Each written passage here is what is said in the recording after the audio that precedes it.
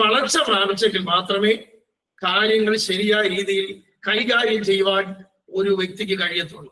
പഠിക്കേണ്ടതായ രീതിയിൽ അവരെ കൊണ്ട് ചേർക്കുന്നു, പഠിപ്പിക്കുന്നു, സ്കൂളിൽ പഠിപ്പിക്കുന്നു, അധ്യാപനം നടത്തുന്നു, കാര്യങ്ങളെല്ലാം ചെയ്യുന്നു. അവൻ വളരുന്നതനുസരിച്ചാണ് കാര്യങ്ങൾ നടക്കുന്നത്. കാര്യങ്ങൾ മനസ്സിലാക്കുന്നതനുസരിച്ച് മാത്രമേ കർത്താവും ഒരുവനെ പഠിപ്പിക്കത്തുള്ളൂ. ഒരുപക്ഷെ 50, 60, 70 വയസ്സ് പ്രായം ഉണ്ടായേക്കാം. ആത്മാവിന്റെ പ്രായം ഉണ്ടാകാതെ, മെച്യൂരിറ്റി ഉണ്ടാകാതെ അടുത്ത ലെവലിലേക്ക് ഒരിക്കലും കർത്താവ് കയറ്റി വിടുകയില്ല. അവൻ വളരെയേറെ ചിന്തിക്കുകയും അവൻ അറിയുകയും ചെയ്യുന്ന കാര്യമാണ് കർത്താവിനാൽ നാം വളരപ്പെടുവാനായി ലഭിക്കുന്നത്. പഴയ മനുഷ്യൻ അകത്തിരിക്കുന്നത് കൊണ്ട്, അത് മാറാത്തത് കൊണ്ട്, ആ വീട് പഴയ മനുഷ്യന്റെ ആയതുകൊണ്ട് ഭയങ്കരമായി ഡീമോണിക് അറ്റാക്സ് ഉണ്ടാകും. അത് സഹിക്കാൻ കഴിയുന്നതല്ല പ്രിയരെ. വീട് പിശാചിനെ തുറന്നു കൊടുത്തിട്ടേച്ച് എന്നെ രക്ഷിക്കണമേ എന്ന് പ്രാർത്ഥിച്ചിട്ട് യാതൊരു അർത്ഥവും ഇല്ല. ഇവിടെയാണ് പല പ്രിയപ്പെട്ടവരും പറയുന്നൊരു കാര്യം, ഭയങ്കര പോരാട്ടമായിരുന്നു, ഭയങ്കര വൈശാചികമായ ശക്തിയായിരുന്നു, അങ്ങനെയായിരുന്നു ഇങ്ങനെയായിരുന്നു എന്ന് പറയാറുണ്ട്. ഒരുവൻ ക്രിസ്തുവിലായി തീർന്നു കഴിഞ്ഞാൽ അവൻ പിശാചിന്റെ ആണെന്നല്ല, അവൻ പോരാട്ടത്തിന് കീഴിലാണെന്നല്ല, അതിന്മേലൊരു ജയം കർത്താൻ കൊടുക്കും. എന്തുകൊണ്ടാണ് വീണ്ടും അത് കയറി പ്രവർത്തിക്കുന്നത്? പാട്ട് പാടുന്നുണ്ട്, ആരാധിക്കുന്നുണ്ട്, ദൈവാലയത്തിൽ വരുന്നുണ്ട്. പക്ഷേ സ്തോത്രം, സാത്താന്റെ നിവാസങ്ങളായി തീരാനല്ല ദൈവം നമ്മെ കുറിച്ച് ആഗ്രഹിക്കുന്നത്. ഒരു വിഷയം ഉണ്ടാകുമ്പോൾ ഭയങ്കര മൃഗത്തെ പോലെയാണ് പെരുമാറുന്നത്.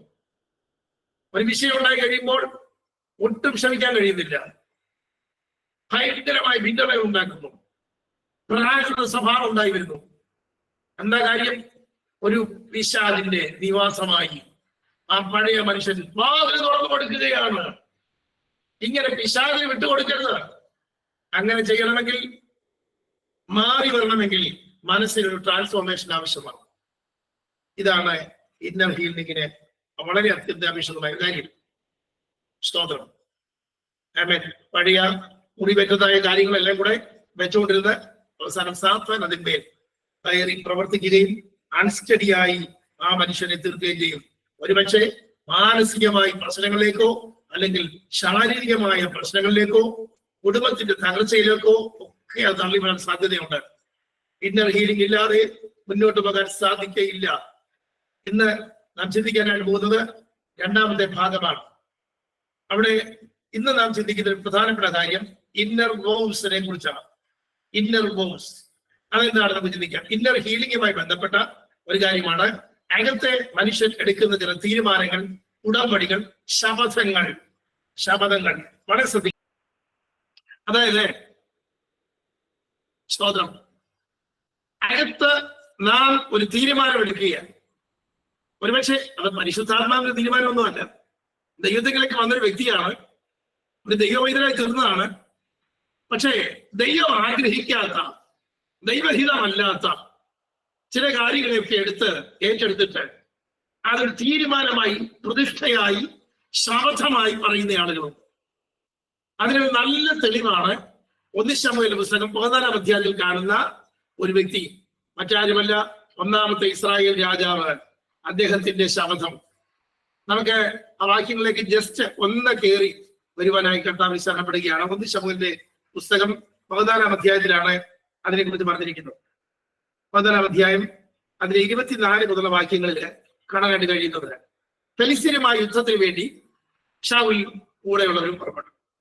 അദ്ദേഹത്തിന്റെ മകനുമുണ്ട്, ബാക്കിയുള്ളവരെല്ലാവരും ഉണ്ട്. പല സ്ഥലങ്ങളിലായി ചെറിയ യുദ്ധം ചെയ്തുകൊണ്ടിരിക്കുന്നു. യുദ്ധം കൊണ്ട് ജയിക്കുന്നില്ല, എന്തെല്ലാം ചെയ്തിട്ട് ഒരു രക്ഷയില്ല. അവസാനം ഇദ്ദേഹം ഒരു ശപഥം അങ്ങ് ചെയ്തു. ആരാണ്? 1-ാമത്തെ രാജാവായ ശൗൽ. അദ്ദേഹം ചെയ്ത ശപഥം എന്താണെന്ന് നമുക്കിവിടെ കാണാൻ കഴിയുന്നു. 14-ാം അധ്യായം 24-ാമത്തെ വാക്യം ഇങ്ങനെയാണ് കാണുന്നത്. സന്ധ്യയ്ക്ക് മുമ്പ് ഞാൻ എന്റെ ശത്രുക്കളോട് പ്രതികാരം ചെയ്യുവോണം. ആഹാരം കഴിക്കുന്നവൻ ശപിക്കപ്പെട്ടവൻ എന്ന് ശൗൽ പറഞ്ഞ് ജനത്തെ കൊണ്ട് സത്യം ജയിച്ചിരുന്നതിനാൽ ഇസ്രായേലിയർ അന്ന് വിഷമത്തിലായി. ജനത്തിൽ ഒരുത്തരും ആഹാരം ആസ്വദിച്ചതുമില്ല. നോക്കണേ, 1-ാമത് യുദ്ധം ചെയ്യുകയാണ്. ഒരു ദിവസം മുഴുവൻ യുദ്ധം ചെയ്തു ക്ഷീണിച്ചു. ഈ സമയത്ത് ജനത്തിന് എന്തെങ്കിലും കഴിക്കണമെന്നുണ്ട്. യുദ്ധം വന്ന രാത്രിയിൽ നിർത്തിവെക്കണമെന്നുണ്ട്. പക്ഷേ ഇവിടെ ഒരുത്തൻ എഴുന്നേറ്റ് ഒരു ഭയങ്കര ശപഥം ചെയ്യുക. ദൈവത്തിന് മുമ്പിലാണ് ശപഥം ചെയ്യുന്നത്. എന്നിട്ട് പറഞ്ഞു, ഈ യുദ്ധം തീരും വരെ, ഈ ശത്രുക്കളോട് ഞാൻ പ്രതികാരം ചെയ്ത് അവരെ മുഴുവൻ തകർക്കുന്നവരെ ആരെങ്കിലും ആഹാരം കഴിച്ചിട്ടുണ്ടെങ്കിൽ അവൻ ശാപിക്കപ്പെട്ടവരാണ്. ഇത് ദൈവം പറഞ്ഞതല്ല, പരിശുദ്ധാത്മാവിനോട് പറഞ്ഞതല്ല അങ്ങനെ ചെയ്യണമെന്ന്. അവന്റെ വീര്യത്തിന്റെ പുറത്ത് അവൻ ചെയ്തതാണ്. ആ വെപ്രാളത്തിൽ അവൻ ചെയ്തു പോയത്. സംഭവിച്ചതെന്നാണ് ചോദിച്ചാൽ നമ്മളിങ്ങനെ വായിക്കുന്നു. അതാ അദ്ദേഹത്തിന്റെ മകൻ യോനാഥാൻ ഇതൊട്ട് അറിഞ്ഞതുമില്ല. എന്നാൽ അവൻ തേൻ കണ്ടു കഴിഞ്ഞപ്പോൾ, തേനിന്റെ കൂട് കണ്ടു കഴിഞ്ഞപ്പോൾ ഒരു കമ്പ് കൊണ്ട്, ഒരു പടി കൊണ്ട് അതിന്റെ അറ്റത്ത് കുത്തിയിട്ട് അവന്റെ നാവിൽ തൊടിയിച്ചു, അവന്റെ കണ്ണ് തെളിഞ്ഞു. കാര്യം ഒന്നും കഴിക്കാതെ ഇങ്ങനെ നിൽക്കുക. അത് കഴിച്ച നിമിത്തം അവൻ ബലപ്പെട്ടു. പക്ഷെ ജനം പറഞ്ഞു, ഇങ്ങനെ ഭയങ്കരമായ ഒരു പ്രതിജ്ഞ എടുത്തിരിക്കുകയാണ് നിന്റെ അപ്പൻ. യോനാഥാൻ പറഞ്ഞ വാക്ക്, എന്റെ അപ്പൻ ജനത്തെ കഷ്ടത്തിലാക്കി. നോക്കുക. എന്നിട്ട് അതുകൊണ്ട് കഴിഞ്ഞില്ല. ഇതെല്ലാം കഴിഞ്ഞ് ഒരുവിധം അവസാനം യുദ്ധം ജയിച്ചു, തീർന്നു. യുദ്ധം തീർന്നു കഴിഞ്ഞപ്പോ ഫെലിസ്ത്യരെ സംഹരിച്ചു. യുദ്ധമെല്ലാം തീർന്നു. ജനം കൊള്ളയ്ക്ക് ഓടി പുറപ്പെട്ടു. വചനം ഇങ്ങനെ പറയുന്നു, അതിന്റെ സ്തോത്രം, അതിന് 31 മുതൽ വാക്യങ്ങൾ വായിക്കുന്നുണ്ട്. 32ാമത്തെ വാക്യം ഇങ്ങനെയാണ്: കാളകളെയും ആടുകളെയും എല്ലാം കൂടെ കൊണ്ടുവന്ന ജനം പച്ചയ്ക്ക് വെട്ടി കീറി ഈ പരവേശ നിമിത്തം തിന്നാൻ തുടങ്ങി. പച്ചയ്ക്ക് വായിക്കുന്നുണ്ട്. രക്തത്തോടു കൂടി അതിനെ തിന്നു. കാരണം അത്രയ്ക്ക് വലിയ പരവേശം. ഒന്നാമത് ഭയങ്കര യുദ്ധം ചെയ്ത് ക്ഷീണിച്ചിരിക്കുക. യുദ്ധം ജയിച്ചു എന്ന് കണ്ടു കഴിഞ്ഞപ്പോ ഇവർ ചെയ്ത കാര്യം, കൊള്ള പണ്ടിട്ടിട്ട് അല്ലെങ്കിൽ കൊള്ള ചാടി വീണ് കൊള്ളയടിച്ചിട്ട് ആ ശത്രുക്കളുടെ എല്ലാം പച്ചയ്ക്ക് മൃഗങ്ങളെ വെട്ടി കീറി തിന്നാൻ തുടങ്ങി. ഇത് ദൈവദോഷമല്ലേ? നിശ്ചയമായിട്ടും രക്തത്തോടു കൂടി മാംസം തിന്നരുതെന്ന് വ്യക്തമായി കർത്താവ് പറഞ്ഞിട്ടുണ്ട്. ജനത്തെ കൊണ്ടൊരു ഭയങ്കര പാവം ജയിക്കുന്ന ഒരു കാരണമായി. നോക്കിയേ, സ്തോത്രം. തീർന്നു പിടിച്ചെടുത്തതായ ഒരു തീരുമാനം, ദൈവഹിതമല്ലാത്തൊരു തീരുമാനം അനേകരെ പാപത്തിലേക്ക് വഴി നയിച്ചു. സ്തോത്രം. എന്നിട്ട് യോനാഥാൻ തേൻ കഴിച്ചു എന്ന് ഇതിനിടയ്ക്ക് അറിവും കിട്ടി. അവിടെ ശൗല് പറയുന്നുണ്ട്, യോനാഥാനെ നീ മരിക്കണം. ജനം പറഞ്ഞു ഒരിക്കലും സാധിക്കത്തില്ല. ഇന്ന് യോനാഥാനെ കൂടെ ഉണ്ടായിരുന്നെങ്കിൽ നമ്മുടെ യുദ്ധം ജയിക്കത്തില്ലായിരുന്നു. സ്തോത്രം. ഹല്ലേലൂയ. നോക്കുക, യുദ്ധം ജയിച്ചവരെ കൊല്ലണമെന്ന്. എന്താ കാരണം? തെറ്റായ ശബ്ദങ്ങൾ. ഇന്ന് രാത്രി നമ്മൾ ഇതിനെക്കുറിച്ച് ചിന്തിക്കുമ്പോൾ പരിശുദ്ധാത്മാ നമ്മോട് പറയുന്ന ചില കാര്യങ്ങളുണ്ട്. ധൃതി പിടിച്ചെടുക്കുന്ന ചില തീരുമാനങ്ങൾ തെറ്റിപ്പോകാൻ സാധ്യതയുണ്ട്. ചില തീരുമാനങ്ങളും ശബ്ദങ്ങളും, ഞാൻ അങ്ങനെ ചെയ്തു കളയും, ഞാൻ ഇങ്ങനെ ചെയ്യും എന്നൊക്കെ പറയുന്ന ചില ശബ്ദങ്ങൾ ഒരിക്കലും അത് ദൈവഹിത പ്രകാരമുള്ളതല്ല, ദൈവാത്മാവിൽ നിന്നുള്ളതല്ല. ഒരു വെപ്രാളത്തിന്, ഒരു പരവേശത്തിന് പറഞ്ഞു പോയതാ. ഇങ്ങനെ ചെയ്യുന്ന ഒരു സ്വഭാവം നമുക്കുണ്ടെങ്കിൽ അത് ഭയങ്കര ബുദ്ധിമുട്ടുണ്ടാക്കും. ഒരു ജനതയെ മുഴുവൻ കഷ്ടത്തിലാക്കും. ഇത് പിന്നത്തേതിൽ വ്യക്തിപരമായി ദൈവത്തോട് വരെയും പ്രയാസത്തിലായി തീരാൻ സാധ്യതയുണ്ട്. ഇന്ന് രാത്രി അതിന്മേൽ നമുക്ക് ജയമെടുക്കണം. അടുത്ത ഒരു വ്യക്തിയാണ് ഇഫ്താഹ്. ആ കഥയിൽ നമുക്ക് നല്ലോണം അറിയാം, വിശദീകരിക്കേണ്ട ആവശ്യമില്ലെങ്കിൽ ഒന്ന് തൊട്ട് പറഞ്ഞേക്കാം. ന്യായാധിപന്മാരുടെ പുസ്തകം 11-ാം അധ്യായം 29 മുതൽ 40 വരെയാണ് ആ ഭാഗം പറഞ്ഞിരിക്കുന്നത്. ഇഫ്താഹിനെ ഇസ്രായേൽ ജനമെല്ലാം കൂടെ കൊണ്ടുവന്ന് മുന്നിൽ നിന്ന് യുദ്ധം ചെയ്യുന്നതിന് ന്യായാധിപന്മാരുടെ കാലമാണ്. രാജാക്കന്മാരില്ല. ശത്രുവിനോട് യുദ്ധം ചെയ്യാനായിട്ട് പോവുകയാണ്. അമ്മോന്യനോട് യുദ്ധം ചെയ്യാനായിട്ട് പോവുക. ഉടനെ ഈ യുദ്ധം ആദ്യമായിട്ടാണ് ഇത്ര വലിയ യുദ്ധം പുള്ളി ചെയ്യുന്നത്. ഇതെല്ലാം കൂടെ കണ്ടു അദ്ദേഹം അങ്ങ് ഒരു വെപ്രാളത്തിലായി, ഒരു പരവേശമായി. അവനറിയാം യഹോവയായ ദൈവം എന്നോട് നീന്താ കാര്യങ്ങൾ നടക്കും. അതുകൊണ്ട് ഇദ്ദേഹം ഒരു ഭയങ്കര തീരുമാനം എടുത്തു, ഒരു ഭയങ്കര പ്രതിഷ്ഠ, ഒരു ശബ്ദം അങ്ങ് ചെയ്തു, ഒരു വൗ എടുത്തു. എടുത്ത വൗ എന്താണെന്ന് അറിയാമോ? അവൻ പറഞ്ഞു, കർത്താവേ, ഇന്ന് അമ്മോന്യനെ എന്റെ കരങ്ങളിൽ ഏൽപ്പിച്ച് എനിക്ക് പൂർണ്ണമായി ജയം തരികയും വിടുവിക്കുകയും ചെയ്താൽ ഞാൻ തിരികെ വീട്ടിൽ എത്തിച്ചേരുമ്പോൾ എന്റെ വാതിക്കൽ എന്നെ എതിരേക്കാൻ ആരാണോ എന്താണോ നിൽക്കുന്നത്, ആദ്യം വരുന്നതിന് ഞാൻ യഹോവയ്ക്ക് ഹോമയാഗമായിട്ട് അർപ്പിച്ചേക്കാം, ബേൺഡ് ഓഫറിംഗ് ആയിട്ട് കൊടുത്തേക്കാന്ന് പറഞ്ഞു. ഏതായാലും യുദ്ധം ജയിച്ച് തിരിച്ചിങ്ങനെ വരുന്ന വഴിയിൽ അവൻ കാണുന്ന കാഴ്ച മറ്റാരുമല്ല യിഫ്താഹിന്റെ ഏക മകൾ. അവളല്ലാതെ അവന് മകനുമില്ല, മകളുമില്ല. ഈ ഏക മകൾ നൃത്തത്തോടും സംഗീതത്തോടും കൂടെ തന്റെ പിതാവിനെ ഇങ്ങനെ ദൈവം വിജയം കൊടുത്തത് ഓർത്ത് അറിഞ്ഞുകൊണ്ട് മറ്റുള്ളവരുമായി ചേർന്ന് നൃത്തം ചെയ്ത് ആ വാദ്യഘോഷങ്ങളോടുകൂടി ആ എതിരേൽക്കാനായിട്ട് പാട്ടും പാടിക്കൊണ്ട് ചെല്ലുന്നു. ഈ കാഴ്ച കണ്ട് അവൻ വസ്ത്രം വലിച്ചു കീറി ദൈവസന്നിധിയിൽ കരഞ്ഞു. കാര്യം അറിഞ്ഞു കഴിഞ്ഞപ്പോൾ സ്തോത്രം, അവരെല്ലാരും കൂടെ പറയുന്നത്, നീ യഹോവയോട് പറഞ്ഞതുപോലെ തന്നെ ചെയ്യാതിരിക്കാൻ പറ്റത്തില്ല, ദൈവത്തോടാ പറഞ്ഞത്. ഞാൻ അവിടെ ഒരു കാര്യം ചോദിക്കാൻ ആഗ്രഹിക്കുന്നു. യിഫ്താഹേ, നിന്റെ മനസ്സിൽ ഇപ്പൊ എന്താ ഉള്ളത്? ഗതികേടായി പോയതാണോ നീ ചിന്തിക്കുന്നേ? സ്തോത്രം. ചില ഇഫ്താഹുമാരുണ്ടല്ലോ, ഇന്നത്തെ കാലത്തെ ഇഫ്താഹുമാരാണെങ്കിൽ നേരെ പ്ലെയിനിലേക്ക് തിരിക്കും. ഞാനത് പറഞ്ഞില്ലെന്ന് പറയും. അതല്ലെങ്കിൽ അതിന് പകരം വേറെ ആടിനെയോ മാടിനെയോ പിടിച്ച് ചെയ്യാൻ കഴിക്കും. ചെലവില്ലല്ലോ, വലിയ കുഴപ്പമൊന്നുമില്ലല്ലോ. അല്ലെങ്കിൽ ഒരടിമയെ പിടിച്ച് ചെയ്യാൻ കഴിക്കും. ഞാൻ അങ്ങനെയാ കണ്ടതെന്ന് പറയും. പക്ഷെ ദൈവം അറിയുന്നു, യിഫ്താഹിനറിയാം, അവന്റെ വാക്കുകൾ കേട്ടവർക്കറിയാം, ഇതെല്ലാം വ്യക്തമായിരുന്നു. ദൈവത്തിന് മുമ്പാകെ എടുക്കുന്ന ഒരു തീരുമാനം അതങ്ങനെ തന്നെ വേണമെന്ന് യിഫ്താഹിന് നല്ല നിർബന്ധമുണ്ടായിരുന്നു. അവൻ വലിയ വേദനയിലായി. ചില ആളുകൾ പറയുന്നത് കേട്ടിട്ടുണ്ട്, ദൈവം എന്നെ കഷ്ടത്തിലാക്കി, ഈ ഗതികേട് ദൈവത്താൽ വന്നു, ഈ പരിശോധന ദൈവത്താൽ എനിക്ക് വന്നു, അയ്യോ ദൈവമല്ല തന്നത്, ദൈവമല്ല എന്നെ പരിശോധിച്ചത്, അവൻ ഹൃദയത്തിനകത്തിരുന്ന ആ വെപ്രാളം കൊണ്ട് നീ ഓരോന്ന് പറഞ്ഞു പോയതാണ്, അത് ദൈവഹിതമല്ല. ഇങ്ങനെ ആരെങ്കിലും പിന്മാറ്റത്തിലേക്ക് പോകുന്നുണ്ടെങ്കിൽ ഉത്തരവാദിത്വം ദൈവത്തിനല്ല. സ്തോത്രം. ഹല്ലേലൂയ. ചെയ്യാൻ കഴിയാത്തൊരു കാര്യം ധൃതി പിടിച്ച് ഒരു തീരുമാനമെടുത്തേച്ച് അവസാനം സ്വന്തം ഇഷ്ടപ്രകാരം ചെയ്ത് സ്വന്തം ബലത്തിൽ ആശ്രയിച്ചുകൊണ്ട് ദൈവത്തെ ആരാധിക്കാൻ കഴിയത്തില്ല. അങ്ങനെ ആരും ചെയ്യരുത്. കർത്താവിന്റെ നാമത്തെ ഞാൻ ഓർപ്പിക്കുന്നു. എനിക്ക് ജോലി കിട്ടിയാൽ, എനിക്കൊരു നല്ല വിവാഹം നടന്നാൽ, എനിക്ക് അങ്ങനെ സംഭവിച്ചാൽ, ഒരു നല്ല നേട്ടം ഉണ്ടായാൽ ഞാൻ ഇങ്ങനെ ചെയ്യാം, അങ്ങനെ ചെയ്യാം, ഇങ്ങനെ ചെയ്യാം എന്നെല്ലാം പറയുന്ന ആളുകളുണ്ട്. സ്തോത്രം. ദൈവഹിത പ്രകാരമാണോ തീരുമാനമെടുത്തിരിക്കുന്നത് നോക്കുക. ഇല്ലെങ്കിൽ അതിന്മേൽ സാത്താൻ അവകാശം പറയും, ദൈവമല്ല അവകാശം പറയുന്നത്. ഇന്നത്തെ ഇതിൽ ദൈവത്തിൽ നിന്ന് പിന്മാറിപ്പോകാൻ സാധ്യതയുണ്ട്, ദൈവത്തെ ഉപേക്ഷിച്ചെടുക്കാൻ സാധ്യതയുണ്ട്. ദൈവം അതിന് ഉത്തരവാദിയല്ല. യിഫ്താഹിന്റെ ചരിത്രമാണ് നമ്മളെ ഓർപ്പിക്കുന്നു. വീണ്ടും നമ്മളെ ഓർപ്പിക്കുന്ന മറ്റൊരു കാര്യം, ചില ആളുകൾ, ഇതെല്ലാം നമുക്ക് ഇന്നർ ഹീലിംഗുമായിട്ട് ബന്ധപ്പെട്ട വിഷയമാണ്. ഈ കെട്ടുകളെല്ലാം പൊട്ടണം, ആവശ്യമില്ലാത്ത ശബ്ദങ്ങൾ. ചില പറയാറുണ്ട്, ഞാൻ ഓരോരുത്തരെയും ഇനിയും മുതൽ ആശ്രയിക്കുന്നില്ല, വിശ്വസിക്കുന്നുമില്ല, എല്ലാം കള്ളന്മാര്. നമ്മൾ എത്രയോ പ്രാവശ്യം കേട്ടിട്ടുണ്ട് അതല്ലേ? മീഡിയയ്ക്കകത്ത് നമ്മൾ എത്ര പ്രാവശ്യം കേട്ടിട്ടുണ്ട്, എല്ലാം കള്ളന്മാരാണ്.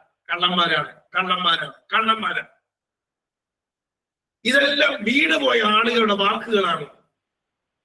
ഓരോന്നിനാൽ ഹൃദയത്തിനകത്തുനിന്ന് വരുന്ന ആവശ്യമില്ലാത്ത വാക്കുകൾ മറ്റുള്ളവരെ കൂടെ നാശമാക്കുകയാണ് ചെയ്തുകൊണ്ടിരിക്കുന്നത്. എന്നിട്ട് പറയുന്നു, ചില പറയും, എന്റെ മറ്റാരും കൺട്രോൾ ചെയ്യാൻ ഞാൻ സമ്മതിക്കത്തില്ല, ഞാൻ എന്റെ പിതാവിനെ പോലെ ആകത്തില്ല. എന്നിട്ട് മറ്റിയല്ലേ ഇറങ്ങി പറയും, ഞാൻ എന്റെ ശക്തിയുണ്ട്, ഞാൻ ഭയങ്കരമായിട്ട് വിജയിക്കും. ഇങ്ങനെ വെല്ലുവിളിക്കുന്ന ആൾക്കാരെ കേട്ടില്ലേ? സ്തോത്രം. ഹല്ലേലൂയ. ആമേൻ. മറ്റുള്ളവർ എന്നെ പോലെ ആകത്തക്കവണ്ണം ഞാൻ വലിയ ഒരു പുള്ളിയായി തീരും, ഞാൻ പെർഫെക്റ്റ് ആകും എന്നൊക്കെ പറയുന്ന ആളുകളുണ്ട്. എന്നാൽ അത് സദൃശവാക്യത്തിലേക്ക് കടന്നു വരുമ്പോൾ അവിടെ ഒരു ആലോചന പരിശുദ്ധാത്മാവ് നമ്മൾ പറയുന്നത് ഇങ്ങനെയാണ്. അവിടെ ഇങ്ങനെയാണ് വായിക്കുന്നത്. പ്രോവേർബ്സ് 18 12-ാം അധ്യായം, സദൃശവാക്യത്തിൽ 18-ാം അധ്യായം 21-ാമത്തെ വാക്യം. മരണം ജീവനും നാവിന്റെ അധികാരത്തിലിരിക്കുന്നു, അതിൽ ഇഷ്ടപ്പെടുന്നവൻ അതിന്റെ ഫലം അനുഭവിക്കും. Thank you. സ്തോത്രം. മരണവും ജീവനും നാവിന്റെ അധികാരത്തിൽ ഇരിക്കുന്നു, അതിൽ ഇഷ്ടപ്പെടുന്നവർ അതിന്റെ ഫലം അനുഭവിക്കുന്നു. മരണമാണോ ജീവനാണോ? ഏതിനെ കുറിച്ചാണ് നമ്മൾ കൂടെ പറഞ്ഞുകൊണ്ടിരിക്കുന്നത്? ചില വീടുകളിൽ ചെന്ന് കഴിഞ്ഞാൽ ഇങ്ങനെ നെഗറ്റീവ്സ് ആയിട്ടുള്ള കാര്യങ്ങൾ പറഞ്ഞുകൊണ്ടേയിരിക്കും. രാവിലെ എഴുന്നേൽക്കുമ്പോൾ മുതൽ കിടക്കാൻ പോകുന്നവരെ. സ്തോത്രം. അതുകൊണ്ട് കർത്താവ് പറഞ്ഞു, മത്തായി സുവിശേഷം 12-ാം അധ്യായം 37-ാമത്തെ വാക്യത്തിൽ കർത്താവ് തന്നെ പറയുന്നുണ്ട്, നിങ്ങളുടെ വാക്കുകളാൽ തന്നെ നിങ്ങൾ നീതീകരിക്കപ്പെടുകയും നിന്റെ വാക്കുകളാൽ തന്നെ നീ ശിക്ഷ വിധിക്കപ്പെടുകയും ചെയ്യും. ഒന്നുകിൽ നീതീകരണം, അതല്ലെങ്കിൽ ശിക്ഷ. കാരണം എന്ത്? ഒറ്റ കാര്യം, വാക്കുകൾക്കുണ്ട്. നിന്റെ വായ കൊണ്ട് കുഞ്ഞെ ഇത് സംഭവിക്കരുത്, നാശനഷ്ടങ്ങൾ ഉണ്ടാകരുത്. എന്നിട്ട് ദൈവം എന്നോട് ഇങ്ങനെ ചെയ്തെന്നും പറയരുത്. ദൈവം അതിന് ഉത്തരവാദിയല്ല, തന്നെത്താൻ പ്രാപിച്ചതാണ്. സ്തോത്രം. ഹല്ലേലൂയ. ഈ ചേഞ്ചസ് ശരിക്കും പറഞ്ഞു കഴിഞ്ഞാൽ നമ്മുടെ ഫിസിക്കൽ വേൾഡിൽ, ഫിസിക്കലായുള്ള ഭൗതിക മേഖലയിൽ നമുക്ക് കാണാൻ പറ്റും. പറഞ്ഞ് വരുത്താൻ പറ്റും. ഇങ്ങനെ ഒരു അധികാരം മനുഷ്യർക്ക് ദൈവം തന്നിരിക്കുകയാണ്. പ്രത്യേകിച്ച് ദൈവം നമുക്ക് തന്നിരിക്കുകയാണ്. അതുകൊണ്ട് എന്നെ വളരെ ഓർപ്പിച്ചൊരു വചനഭാഗം ഞാൻ വായിക്കാൻ ആഗ്രഹിക്കുന്നു. വായിക്കുന്നുള്ളതാണ്. സംഖ്യാപുസ്തകത്തിലേക്ക് വരാം. നമ്പേഴ്സ് 14, സംഖ്യാപുസ്തകം 14-ാം അധ്യായം 2-ാമത്തെ വാക്യം. സംഖ്യാപുസ്തകം 14-ാം അധ്യായം 2-ാമത്തെ വാക്യം. അവരോട് മുന്നോട്ടുമായി കൊണ്ടുവന്നു. സഭയൊക്കെയും അവരോട് മുമ്പിൽ കേട്ടിട്ട് ഞങ്ങൾ മരിച്ചു പോയിരുന്നു എങ്കിൽ കൊള്ളായിരുന്നു, അല്ലെങ്കിൽ ഈ മരിച്ചതിൽ വെച്ച് ഞങ്ങൾ മരിച്ചു പോയിരുന്നു എങ്കിൽ കൊള്ളായിരുന്നു. കണ്ടോ, ഇവിടെ കേട്ടൊരു ശബ്ദം കേട്ടോ? ആ വാക്യം മനസ്സിലായോ? ഇസ്രായേൽ മക്കളൊക്കെയും അതിന് 1-ാമത്തെ വാക്യത്തിൽ വായിക്കുന്നു, ഓരൊക്കെ വിളിച്ചു. ജനം മുഴുവൻ ആ രാത്രി മുഴുവൻ കരഞ്ഞു. എന്താ കാര്യം? അതിനകത്ത് 10 പേര്, 10 ഗോത്രങ്ങളെ പ്രതിനിധിക്കുന്നവര് പ്രകാരം പറഞ്ഞു, അയ്യോ ആ ദേശത്തെ മനുഷ്യന്മാർ മല്ലന്മാരെ പോലെയാണ്, വലിയ അധികായന്മാരാണ്, അവർ നമ്മളെ പിടിച്ച് തിരിഞ്ഞും. ഇത് കേട്ട് ജനം മുഴുവൻ കലങ്ങി. ബാക്കി ശേഷിച്ചിരിക്കുന്ന യോശുവയും കാലേബും ജനത്തെ അമർത്തി. അവരോട് പറഞ്ഞ അങ്ങനെ അല്ല, ദൈവം നമ്മുടെ കൂടെ ഉണ്ട്. അവർ മറ്റുള്ളവരെ പറഞ്ഞ് പോടാ, ദൈവം ഒന്നും പ്രവർത്തിക്കൊന്നുമില്ല, ഇപ്പൊ പഠിച്ച നിന്റെ വല്ലവരും കൂടെ. ശരിക്കും പറഞ്ഞാൽ ഭൂരിപക്ഷത്തിനാണ് അവര് ഏറ്റെടുക്കുന്നത്. അങ്ങനെ ഭൂരിപക്ഷം നോക്കിക്കഴിഞ്ഞപ്പോൾ എന്താ സംഭവിക്കുന്നത്? ദൈവം ഞങ്ങളുടെ കൂടെ ഇല്ല. തന്നെത്താൻ പറഞ്ഞുണ്ടാക്കിയ പ്രശ്നമാണ്. അയ്യോ ഞങ്ങൾക്ക് ഈ ഗതികേട് വന്നല്ലോ, ഞങ്ങളെ ഇത്രയും മരുഭൂമിയിൽ കൊണ്ട് നടത്തിയിട്ട് അവസാനം പാലും തേരും ഒഴുകും ദേശത്ത് കൊണ്ടുവന്ന് പറഞ്ഞിട്ട് ഞങ്ങളെ പിടിച്ചു തിന്നുന്ന മനുഷ്യന്മാരുടെ മുമ്പിലേക്ക് ഞങ്ങളെ എറിഞ്ഞു കളഞ്ഞല്ലോ. ഈ ദൈവം എത്ര ക്രൂരനാണ്, ഞങ്ങൾക്ക് ഗതികേട് വന്നല്ലോ, ഞങ്ങളുടെ കുഞ്ഞുങ്ങളെല്ലാം ഇവിടെ ചത്തുപോകുമല്ലോ, ഞങ്ങൾ ഇവിടെ തീർന്നു പോകുമല്ലോ എന്ന് പറഞ്ഞ് ആവശ്യമില്ലാതെ കരയുന്നു. ഇന്ന് രാത്രി ഞാൻ ഓർപ്പിക്കട്ടെ, ഈ പ്ലാറ്റ്ഫോമിൽ, സൂം പ്ലാറ്റ്ഫോമിലോ അത് ഗൂഗിൾ മീറ്റിലോ ഒക്കെ ദൈവവചനം കേട്ടുകൊണ്ടിരിക്കുന്ന പ്രിയരെ, ആവശ്യമില്ലാതെ കരയരുത്. ദൈവഹിതമല്ലാത്ത കരച്ചിൽ വലിയ അപകടം ഉണ്ടാക്കും. കർത്താവിന് ഈ കരച്ചിൽ കേട്ട് ഭയങ്കര കോപം ജ്വലിച്ചു എന്നാ വായിക്കുന്നത്. സാധാരണ ഗതിക്ക് നമ്മൾ കരഞ്ഞാൽ ഹൃദയം നുറുങ്ങിയവർക്ക് യഹോവ സമീപസ്ഥൻ, മനസ്സ് തകർന്നവരെ അവൻ രക്ഷിക്കുന്നു എന്ന്. എന്നാൽ കർത്താവ് കൂടെ ഇറങ്ങി നിൽക്കുമ്പോൾ, അവൻ ഓരോ കാര്യങ്ങളും ചെയ്തുകൊണ്ടിരിക്കുമ്പോൾ, ദൈവം തന്നെ യുദ്ധങ്ങളെ ചെയ്തുകൊണ്ടിരിക്കുമ്പോൾ, സഹോദരൻ ഇസ്രായേൽ പറയാണ്, ദൈവം ഞങ്ങളെ കൈവിട്ടുപോയി, അയ്യോ ഞങ്ങൾക്ക് ഈ ഗതികേട് വന്നു, ഞങ്ങളെ പിടിച്ചു തിന്നും, ഞങ്ങൾ തീർന്നു പോകുന്നു, ഞങ്ങൾക്ക് ഭാവിയില്ല, എന്തെല്ലാം അറിയാം അതെല്ലാം പറഞ്ഞു. അതുകൊണ്ട് അവര് പറഞ്ഞ ഓരോ വാക്കും ദൈവം നോട്ട് ചെയ്തു. കേട്ടോണേ, ഇനി അടുത്ത വാക്യത്തോട് വരിക, വളരെ ശ്രദ്ധിച്ചോണം ദയവായി. അതിന് 14-ാം അധ്യായം 26 മുതലുള്ള വാക്യങ്ങൾ വായിച്ചാണ്. യഹോവ പിന്നെയും മോശയോടും അഹരോനോടും അരുളി ചെയ്തത്, ഈ ദുഷ്ടസഭ എത്രത്തോളം എനിക്ക് വിരോധമായി തീർന്നിരിക്കും. ഇസ്രായേൽ മക്കൾ എനിക്ക് വിരോധമായി തീർന്നിട്ടുള്ളത് ഞാൻ കേട്ടിരിക്കുന്നു. അവരോട് പറയും, ഞാൻ കേൾക്കെ നിങ്ങൾ പറഞ്ഞതുപോലെ തന്നെ എന്നാണ് ഞാൻ നിങ്ങളോട് ചെയ്യുമെന്ന് യഹോവ അരുളി ചെയ്യുന്നു. ഈ മരുഭൂമിയിൽ നിങ്ങളുടെ ശവം വീഴും. യുടെ മകൻ കാലേബും 3 മകൻ യോശുവയും ഒഴികെ 20 വയസ്സ് മുതൽ നേർക്കോട്ട് എണ്ണപ്പെട്ടവരായി എന്റെ നേരെ ചുമത്തവരായ നിങ്ങളുടെ എണ്ണത്തിൽ അതിൽ ഞാൻ നിങ്ങളെ പാർപ്പിക്കുമെന്ന് സത്യം ചെയ്തിട്ടുള്ള ദേശത്തെ കടക്കയില്ല. കണ്ടോ? പറഞ്ഞ് പ്രാപിച്ചു. ദൈവം പറഞ്ഞെന്താണ്? ഞാൻ നിങ്ങൾക്ക് ആ ദേശം തരും, നിങ്ങൾ അതിനെ അളവ് ദൂരിട്ട് പിടിക്കും, അത് പാർക്കും, അതിനെ ഡിവൈഡ് ചെയ്യും, നിങ്ങൾക്കുള്ളത് അത് ഒരു സംശയം വേണ്ട, അതിനെ സ്പൈ വർക്ക് ചെയ്തു, ഇത്ര മനോഹരമാണ് ആ ദേശം. ഇതെല്ലാം അവർ കണ്ടു. പക്ഷേ നേരെ അത് തിരിഞ്ഞു. പ്രതികൂലങ്ങളെ കാണുവാനുള്ള കണ്ണുകളായി മാറി. ഇത്രയും നാൾ നടത്തിയ ദൈവത്തെ അങ്ങ് മറന്നുപോയി. കഴിഞ്ഞ നാളുകളിൽ നടത്തിയതായ യുദ്ധങ്ങളെല്ലാം വിട്ടുപോയി. എന്നിട്ട് അവർ പറയുകയാണ്, ഞങ്ങൾ ഇവിടെ കുടിഞ്ഞു പോകും, ഞങ്ങൾ മരിച്ചു വീഴും, ഞങ്ങൾ മരിച്ചെങ്കിൽ കൊള്ളായിരുന്നു. അപ്പൊ കർത്താവ് പറയുകയാണ്, മറുപടി പറയുക, നിങ്ങൾ പറഞ്ഞ പോലെ തന്നെ ഇരിക്കട്ടെ, നിങ്ങൾ മരിച്ചു പോകട്ടെ, ഈ മരുഭൂമിയിൽ തന്നെ നിങ്ങൾ തകർന്നു വീഴട്ടെ. കണ്ടോ? അവരുടെ വായി കൊണ്ട് പറഞ്ഞത് കർത്താവ് പറഞ്ഞു നിങ്ങൾക്ക് തന്നേക്കാമെന്ന് പറഞ്ഞു. ഈ മരുഭൂമിയിൽ വെച്ച് തന്നെ നിങ്ങൾ പറഞ്ഞോട് സമ്മതിക്കും, നിങ്ങൾ വീഴും, മരുഭൂമിയിൽ വീട് ചത്തുപോകും. നമുക്കറിയാം അവരുടെ ഗോത്രങ്ങളിൽ ഒരു ബലഹീനരും ഉണ്ടായിരുന്നില്ല. മന്നാതിന്ന് കാടപ്പക്ഷി നിന്ന് കർത്താവ് തന്ന വെള്ളം കുടിച്ച് ആ മേഘത്തിന് കീഴിലായിരുന്ന അഭിഷിക്ത ജനത്തെ തൊടാൻ ഒരു ശക്തിക്ക് പറ്റുന്നില്ല. ആരെങ്കിലും അത് ശ്രമിച്ചിട്ടുണ്ടെങ്കിൽ അവന്റെ കട്ടകാലം വരും. എന്നാൽ അവരുടെ ഹൃദയത്തിൽ ഉണ്ടായിരുന്ന പിറുപിറുപ്പ്, പിന്മാറ്റം, കർത്താവിന്റെ പരിശുദ്ധാത്മാവിന്റെ വിരോധമായി സംസാരിച്ചത്, ദൈവം പറഞ്ഞ വാഗ്ദത്തങ്ങളെ വിശ്വസിക്കാതെ തങ്ങളുടെ സ്വന്തം ഐഡിയ അറിയിച്ചു പറഞ്ഞത് എന്തുമാത്രം പ്രശ്നം ഉണ്ടാക്കിയെന്ന് മനസ്സിലായോ? അവര് കർത്താവ് പറയുകയാണ്, നിങ്ങൾ പറഞ്ഞതുപോലെ തന്നെ നിങ്ങൾക്ക് വഞ്ചിക്കട്ടെ, നമ്മൾ പറയുന്നത് നമുക്ക് കിട്ടും. അതല്ലേ ഈ വാക്യത്തിന്റെ അർത്ഥം? നിങ്ങൾ ശ്രദ്ധിച്ചു നോക്കിയോ? 28-ാമത്തെ വാക്യത്തിൽ പ്രത്യേകം പറയുന്നു, ഞാൻ കേൾക്കെ നിങ്ങൾ പറഞ്ഞതുപോലെ തന്നെ എന്നാണ് ഞാൻ നിന്നോട് ചെയ്യുമെന്ന് യഹോവ അരുളിച്ചെയ്തു. അപ്പൊ ദൈവത്തിന് മുമ്പിലാണ് പറയുന്നത്, വാക്യം പറയുന്നത് ഒരു ദൈവവൈതൽ. ആ ദൈവം കേൾക്കുന്നു. ഒരു ദൈവവൈതൽ പറയുന്നതിന് അധികാരമുണ്ട്. അത് പോസിറ്റീവായി കർത്താവ് പറയുന്ന കാര്യങ്ങൾ വിളിച്ചു പറഞ്ഞാൽ അങ്ങനെ തന്നെ സംഭവിക്കും. ആവശ്യമില്ലാത്ത കാര്യങ്ങൾ പറഞ്ഞാൽ, ശപഥം ചെയ്താൽ, ദൈവഹിതമല്ലാത്ത വാക്കുകൾ പറഞ്ഞാൽ അതും അങ്ങനെ തന്നെ സംഭവിക്കും. ദൈവ ഉത്തരവാദിയല്ല. സ്തോത്രം. ഏതെങ്കിലും കുരുക്കിനകത്ത് അങ്ങനെ പറ്റിട്ടുണ്ടെങ്കിൽ ഇന്ന് രാത്രി മടങ്ങി വന്ന് വിടുതൽ പ്രാപിക്കട്ടെ.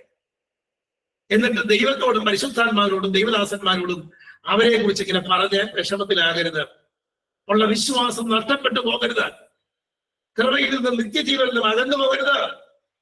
അബദ്ധം പറ്റിയ ഏതെങ്കിലും വ്യക്തികളുണ്ടെങ്കിൽ ഇന്ന് രാത്രി അല്ല, ഒരു ഉറപ്പിന് വേണ്ടി പറയുന്നു, ഇനി നാളുകളിൽ സംഭവിക്കാതിരിക്കേണ്ടതിന് വേണ്ടി കർത്താവ് നന്മയ്ക്കായി നമുക്ക് ദൂത് പറയുന്നു. മടങ്ങി വന്ന ദൈവത്തോട് പറയാം, കർത്താവേ, ദൈവഹിതമല്ലാത്തൊരു ശപഥം ഞാൻ എടുക്കുവാൻ ഇടയാകരുത്. സ്തോത്രം.